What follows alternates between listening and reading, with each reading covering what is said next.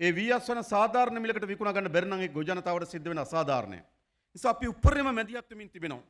මේ ගොවි ජනතාවට සාධාරණ මිලකට මී විලදී ගන්න. අපි ගොවීන් වී මිලට නිසි මිලක් නොමැතිවීම සහ පොහොර මිල ගණන් ඉහළ යෑම හේතු කොටගෙන අපි දන්නවා රට පුරා ගොවීන් දිස්ත්‍රික්ක කිහිපයකම මේ වෙන විට විරෝධතා දක්වනවා. වී මිලට නිසි මිලක් ඕනේ. ඒ වගේම පොහොර මිල අඩු කරන්න කියන කාරණාවත් එක්ක තමයි මේ වී ගොවීන් මේ දිස්ත්‍රික්ක කිහිපයක මේ විරෝධතා කරන්නේ. කෙසේ වෙතත් ජනාධිපති අනුර කුමාර දිසානායක මහත්තයාත් මේ වී ගොවීන්ගේ ගැටලු සම්බන්ධයෙන් පැවති උත්සව අවස්ථාවකට එක්කමින් යම් අදහසක් දක්වලා තිබෙනවා. ජනාධිපතිවරයා සඳහන් කළා තිබෙන්නේ මේ වී ගොවීන්ට අවශ්‍ය පහසුකම් පෞද්ගලික කාලය රජයේ මැදිහත් වී ලබා දුන්නා කියන කාරණාව ඉදිරියටත් වී ගොවීන්ගේ අවශ්‍යතාවයන් සොයා බලා උන්ට අවශ්‍ය වැඩපිළිවෙල සකස් කරනවා කියන කාරණාව තමයි සඳහන් කළා තිබෙන්නේ. ගොවි ජනතාව බලා ගන්න ඕන. ගොවි ජනතාව බලා ගැනීම තමයි අපේ ආණ්ඩුවේ වගකීම. මේ ජනතාවට මේට වඩා හොඳ ජීවිතයක් ලබා දීම තමයි අපේ ආණ්ඩුවේ වගකීම. කිල්නොච්ච මඩකලපු අම්පාර වැනි ප්‍රදේශවල අස්වැන්න එළන්න පටන් ගන්න තිබෙනවා.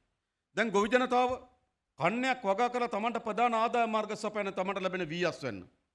ඒ වී අස්වැන්න සාධාරණ මිලකට විකුණා ගන්න බැරි නම් ඒ ගොවි ජනතාවට සිද්ධ වෙන අසාධාරණය. නිසා අපි උපරිම මැදිහත් වෙමින් තිබෙනවා.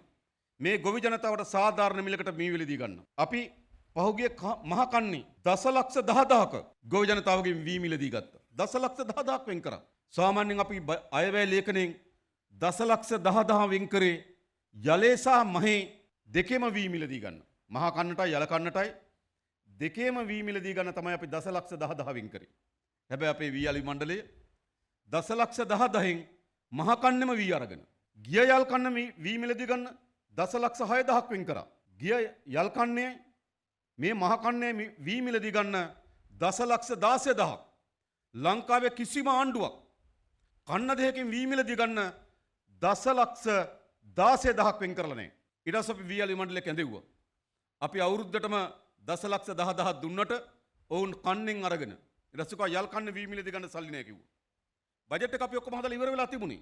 නමුත් ඒත් මුදල් අමාත්‍යාංශයට අපි එකඟතාවය පළ කරා යල කන්නේ නැවත වී මිලදී ගැනීම සඳහා දසලක්ෂ 6000ක් වෙන් කරා ගොවි ජනතාවගේ වී මිලදී ගන්න. ඒ කියන්නේ ගිය යලයි මහයි මේ යලයි ගත්තාම දසලක්ෂ 22000ක් ආණ්ඩු වී මිලදී ගන්න. ඒ විතරක් නෙවෙයි අපේ ගබඩා විශාල ලෙස කඩා වැටලා තිබුණේ.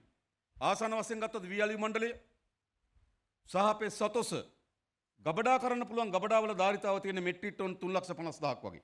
ඒක ප්‍රමාණවත් නෑ. නමුත් අපි ඇවිල්ලා අලුතින් කඩා වැටලා තිබුණ ගබඩා ප්‍රතිසංස්කරණය කරලා මෙට්‍රික් ටන් 50000ක ගබඩා කරන්න පුළුවන් තරමේ ගබඩා ප්‍රමාණයක් ප්‍රතිසංස්කරණය කරා. තවත් තියෙන ගබඩා විශාල ප්‍රමාණයක ප්‍රතිසංස්කරණය කරන්න සැලසුම් කළා තිබෙනවා.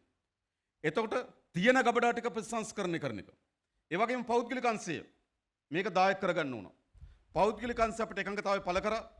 ඔවුන් සතුව තියෙන ගබඩාත් අපිට නොමිලේ ලබා දෙන්න ලෑස්ති. අපි මිලදී ගන්න වී ගබඩා කරන්න කියලා එකඟතාවය පළ කරපු පෞද්ගලික ආයතන තිබුණා. අපි උන්ට ස්තුතිවන්ත වෙන්න ඕන නේද? ඕන අපිට කිව්වා ඔවුන්ගේ තිබෙන ගබඩා අපිට දෙන්න ලෑස්ති. අපි ගන්න වී ගබඩා කරන්න. අපි ඒකට සැලසුම් හදලා තිබෙනවා. ඒ වගේම අඩු පොලියට පෞද්ගලික අංශයට දැනට අපි වෙන් කරලා තිබෙනවා කෝටි 1000ක්. අපි අඩු පොලියට සිට 4ට පොලියකට පෞද්ගලික අංශයට ණය දෙනවා වී ගන්න. ආණ්ඩුවට විතරක් ගන්න හැකියාවක් නැහැ.